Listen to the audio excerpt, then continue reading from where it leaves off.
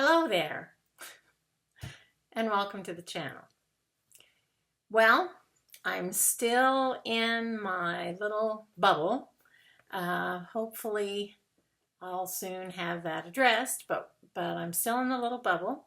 And so today, I want to talk to you just a little bit about no-say words. So, I think it was 1972, George Carlin came out with this amazing routine about the 7 dirty words you don't say on television. And it was a wonderfully funny and inventive routine, and definitely in the tradition of Carlin, which he was such a thoughtful linguist, really. Much of his work was about how we say things, what we mean when we say things. And so, of course, I was very drawn to him. As a comedian, I liked his work very much. As a teacher, I might have argued with him just a little bit about the issue of no-say words. Clarence Darrow also had a sort of spiky relationship with language that was forbidden. And felt that he should be allowed to use whatever word he thought was appropriate when he was in the courtroom. And so both of them saw the limitations of language as hyper restrictive. But of course, not really. Most of us know that part of what we're doing when we communicate is establishing things that we find valuable and virtuous. And part of how we define what we find valuable and virtuous comes from what we allow ourselves to say and what we allow ourselves to do in each context. And so the classroom I think of as a sort of semi-formal environment. Now, I preferred a casual classroom style that allowed students to speak without necessarily having to raise their hands. I learned this method from my grandmother McCollum at her house up at the ranch, which I've mentioned before. When we'd all be sitting around, nobody spoke over anybody else. We spoke sort of instinctively when Grandma McCollum gave us the floor. And so part of how that manner was maintained was we were to respect grandmother, but we also were to respect like what subjects were being discussed and how we discussed them and that sort of thing. So the classroom needs to have no-say words because it is not the same as a home. And it is not the same as a field of play. It's public, not private. And it's not medical, unless it's a medical classroom, of course. So before I want to talk much about the no-say words in my classroom, I want to make a distinction about language that I really feel is important and too few people understand.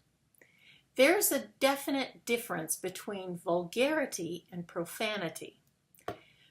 Vulgarity is any word that coarsely refers to some element of the body, either a product of the body or a part of the body. These are all vulgarities, especially if they're vulgarities that might be considered inappropriate or non-medical. Slang terms for things. So even activities of the body would be considered a vulgarity.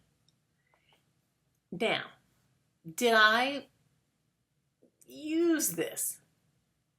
I very rarely allowed this language in my classroom, and I very rarely used this kind of language in my classroom because I wanted it, first of all, to be mannerly. My one rule was be polite, and I wanted it to be polite.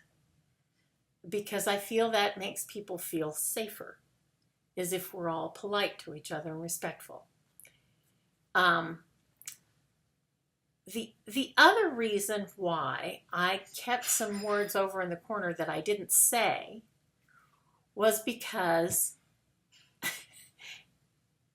it meant that if they did show up, then that meant something important. That meant things might not be going the way they were supposed to be going. So if those words showed up, it might be a problem. So occasionally I would use a sort of euphemism to catch the kids' attention. If I was getting frustrated, I might say, I don't give a flip what you think about this. So they'd hear the and they'd freeze because it felt like that word was coming, and so they worried about it. Okay? Now, in Carlin's routine, he does not necessarily refer to profanities, although he does occasionally use them. The profane has to do with the metaphysical, that is, the divine. Anything to do with God or the devil is a profanity. So it's not the same as a vulgarity. Vulgarity has to do with the body. A profanity has to do with the divine. Okay? So cursing is profanity. It's not vulgarity. Okay? So those two, I think, should be distinct in our minds, because for me, profanities, especially the big one, the two-word combo, were out of bounds. So I would allow students some latitude, because students need a little latitude every once in a while. If they're upset, sometimes things come out of their mouth that shouldn't. But I also had other words that I tended to treat as no-say words. And there were words that I didn't treat as no-say words that some families did. And so it was always shocking to them when I might use a word that they considered no-say in their home. This is something that can be kind of interesting to discuss with students, because how we use language can help us define our relationships with people.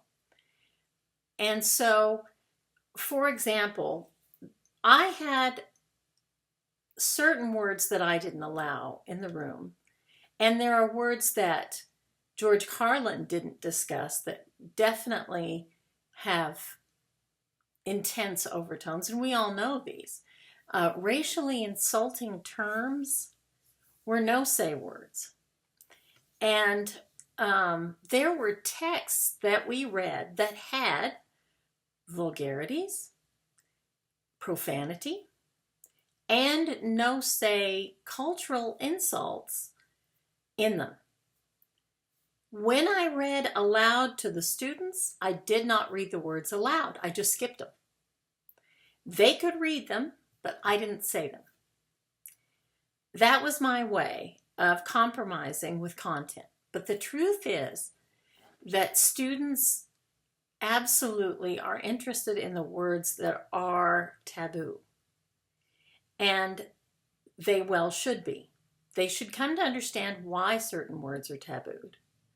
And they should come to understand why certain ways of thinking can create a dehumanizing effect. So if you refer to men or women by their body parts, you can dehumanize them.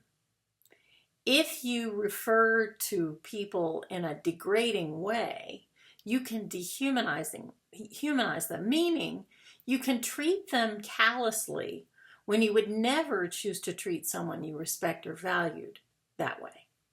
So for me, discussing language was always allowed, but certain words I did not allow. One of the words that I didn't really allow, although I didn't make it a hard and fast rule, came from one of my teachers that I've mentioned before, Mr. Nix. One time in class, he forbade this word, and since that time, since I've become a teacher, I tell students the same thing, not the way he did.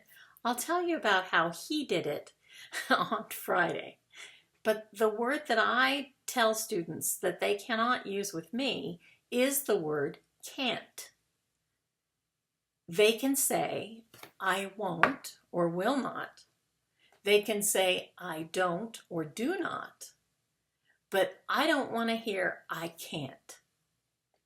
And that's one of the words that I really tried to squelch, because it's really a limiting word for a person to use on themselves.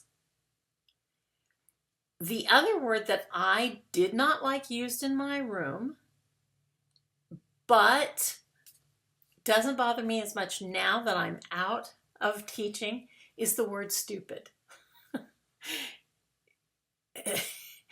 The unfortunate reality is if you allow stupid in the room, students inevitably call each other stupid.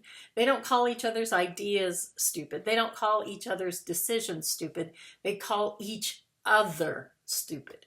And that's, for me, that feels like a semantic difference on the surface, but underneath it's really about this. You can be foolish without being a fool. And you can do something stupid without being stupid. And of course, all the words that insult intelligence come from a non-insulting position originally and eventually become an insult. There are some other words that families have as no-say words that I didn't. Shut up.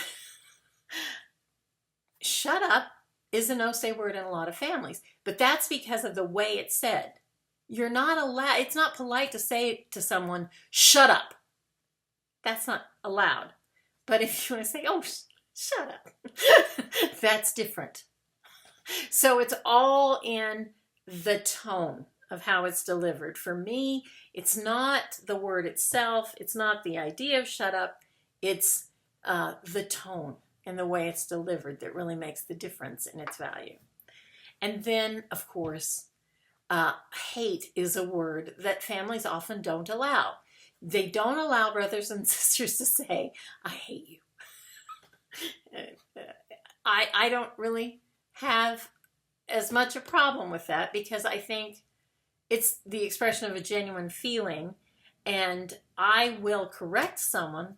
If a young person says, I hate that guy, I will say to them, you have a right to your feelings, but you don't have a right to make him uncomfortable. So you need to keep that feeling to yourself. Because you can't stop people from hating each other. We all have loved and hated people without intending to either way. So for me, hate was not a no-say word, although it is in some families, and you need to be aware that that's out there. In the world of the classroom, one of the most important things that you can teach your students about language is that the vast variety of words that are available and the vast styles of expression all have their place. You can write anything you want. Whether or not you share it with someone is a different matter. How you share it with someone is a different matter. The same way with spoken words. So I strongly suggest that teachers steel themselves against overreacting to any of the no-say words. If a student says something horrible, and for example, there's a word that I've heard only very, very rarely from young people in my presence, and I don't like it. But when I heard it, I explained why I didn't want to hear it. If I had heard it again, then there would have been repercussions. But typically, if I told a student, I don't want you to say that word around me, then they didn't. And even the ones that disrespected me, and there were plenty that did not respect me and did not value me, that was fine. But they respected the position, and they respected the idea of the classroom being a place of mannerly behavior. And even the most wildly brought up young person, including some very dangerous people that I taught, they too value a certain standard of behavior and a certain standard of address in the classroom. And so, as long as you make sure that your students respect those rules and follow them, then I think you can deal with any word that might come up. And because of that, I strongly suggest that you try your best to never take any of it personally. You might one day, but try your best to make those no-say words a matter of mannerism, not of personal affront. That's it for today. I hope you have a glorious rest of the day, and I hope you see me again, you gorgeous people.